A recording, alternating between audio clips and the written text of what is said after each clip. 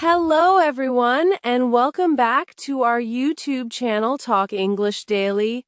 My name is Mizu, and I'm really happy to see you here today. This is the place where we learn simple, practical English, the kind of English you can use right away in real life, not just in textbooks. Hi everyone, I'm Lucas. Wherever you're watching from around the world, we're so glad you're here with us again, learning English together in a relaxed and happy way. So, Lucas, how are you doing today? How was your week? Have you been busy with work or study? I'm doing pretty well, thanks, Mizu. This week was a bit busy, but it was okay. Today, I'm just trying to slow down and enjoy the day. How about you? Any plans recently or coming up? I'm doing good too. Yesterday was quite relaxing, and tomorrow I'm planning to spend some quiet time at home. That sounds nice. And when we talk about plans, ideas, and things that may or may not happen, there's one small word that often confuses English learners. Yes, today we're going to talk about the word would. Many learners understand would when they hear it, but they're not confident using it when they speak. So in this lesson, we're going to make would feel easy. No heavy grammar, no complicated rules. Just real English, natural examples, and situations you can really use in daily life. If you enjoy learning English with us, don't forget to like this video, share it with your friends, and subscribe to Go English so we can keep learning together. All right, let's get started.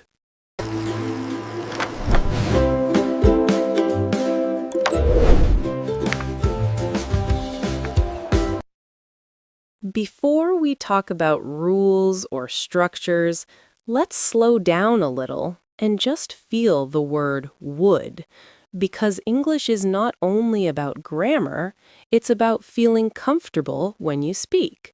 Yes, that's very important. A lot of learners ask, what is the rule for would? But a better question is, how does would feel when people use it? Exactly. When people use would, the feeling is usually softer. It sounds more polite, more gentle, and not so strong.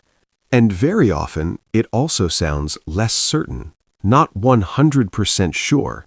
It's like you're leaving some space in the sentence. Right. Sometimes that space is a condition, sometimes it's imagination, and sometimes it's just being nice and polite. Let's compare two very simple sentences. Listen carefully to the feeling. I will help you. That sounds clear and direct. You've decided. It feels strong and certain. Now listen to this one. I would help you. This one feels different. It's softer. It feels like maybe there is a reason or a condition or something in your mind. Yes, it can mean, I want to help you, but maybe I can't right now, or maybe something else needs to happen first. So even though both sentences talk about the future, the feeling is not the same. Will feels like a real future you believe in. Would feels like a future you imagine. And sometimes would also helps us look back at the past, at how we thought or felt before. So don't worry about rules yet. Just remember this feeling. Would is polite, soft, not fully certain, and often lives in your imagination. Once you feel that, using would becomes much easier. All right, now let's talk about the most common way people use would in real life, and this one is very useful, especially when you talk to other people every day. Yes, if you want to sound polite and friendly, would is your best friend. Exactly. Let's start with polite requests. Imagine you're in a room and it's a little hot. You could say, "Can you open the window?" That's okay, it's not wrong. But now listen to this. Would you open the window? Ah, that already sounds softer, right? It feels more polite and more gentle.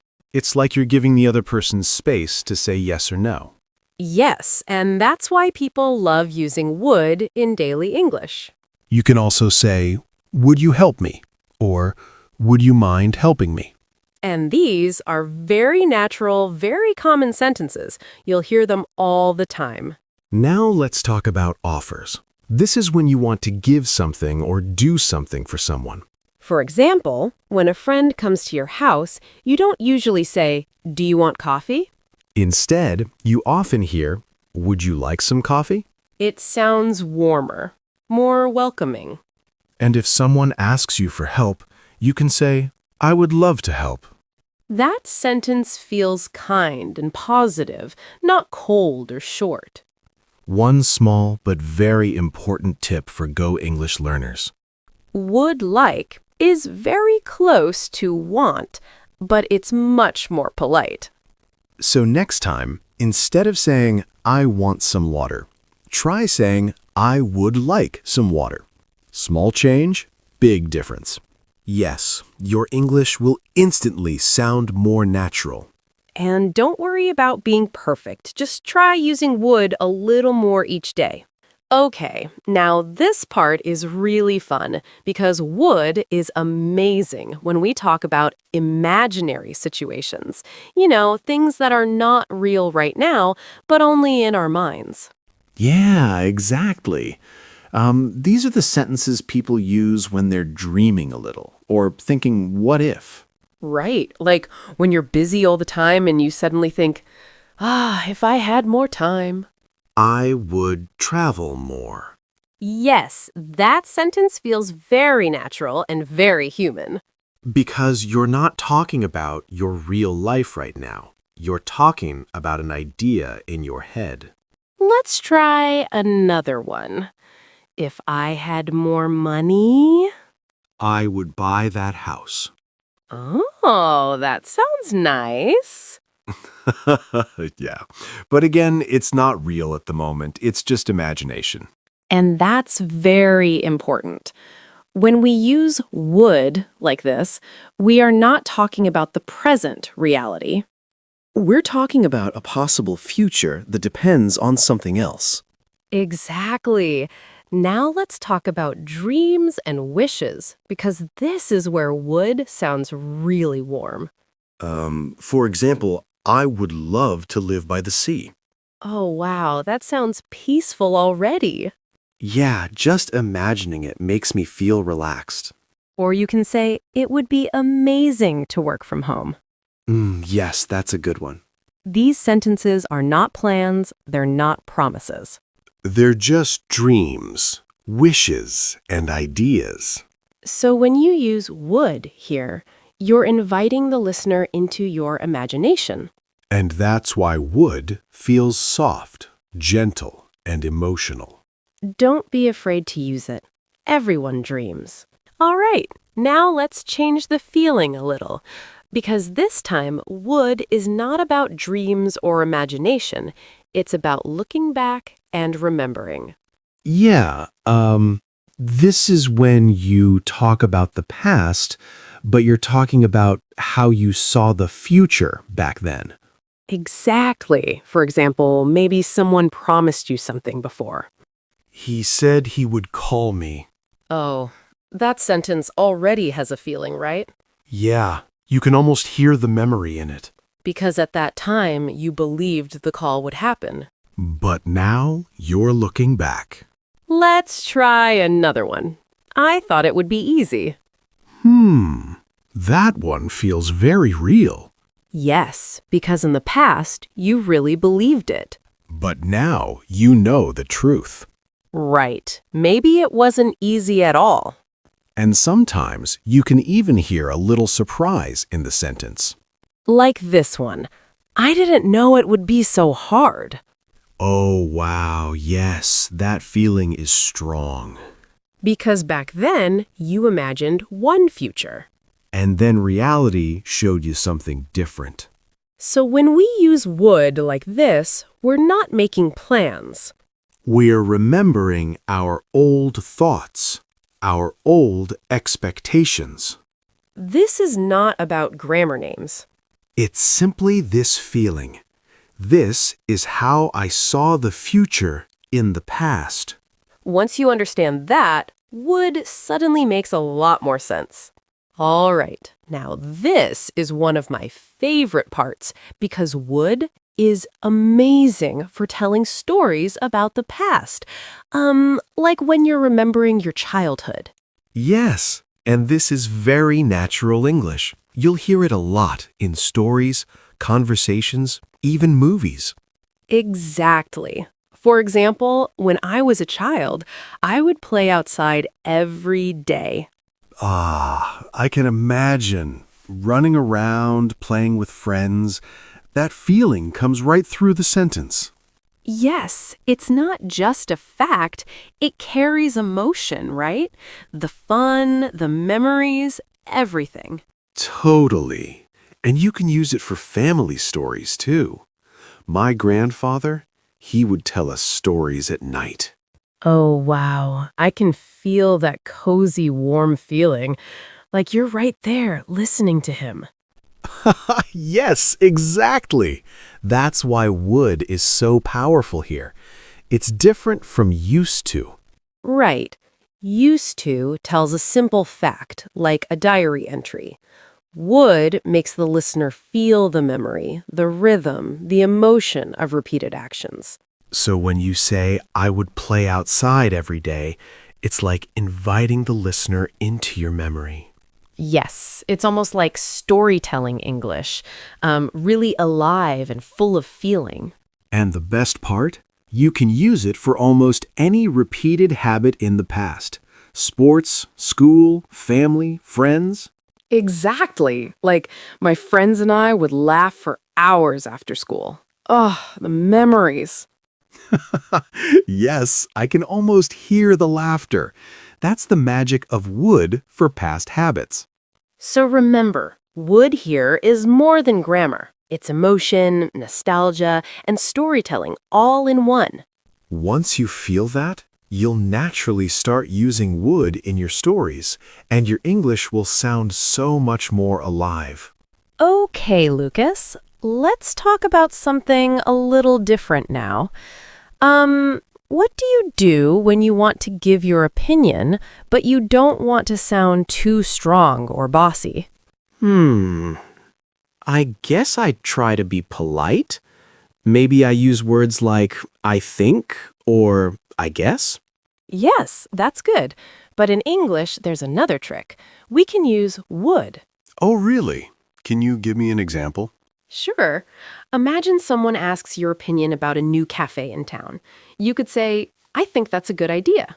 Okay, but how would work here? You can say, I would think that's a good idea. Ah, I see. That already sounds softer, more friendly, right? Exactly. It's like you're sharing your opinion without pushing it too hard. Cool. Can we try another one? Let's say someone asks about a new phone and it's a bit expensive. You could say, I would say it's too expensive. Oh, that sounds polite, like I'm giving advice, not judging. Yes, exactly. And sometimes you can even use the negative, like, I wouldn't expect that. Ah, so that's for something surprising or unexpected. Like, oh wow, I didn't think that would happen. Yes, and the feeling is soft, personal, not imposing. I like that. It's like saying, this is my opinion, but it's okay if you think differently. Exactly. That's why would is perfect for expressing thoughts, imagination, or expectations.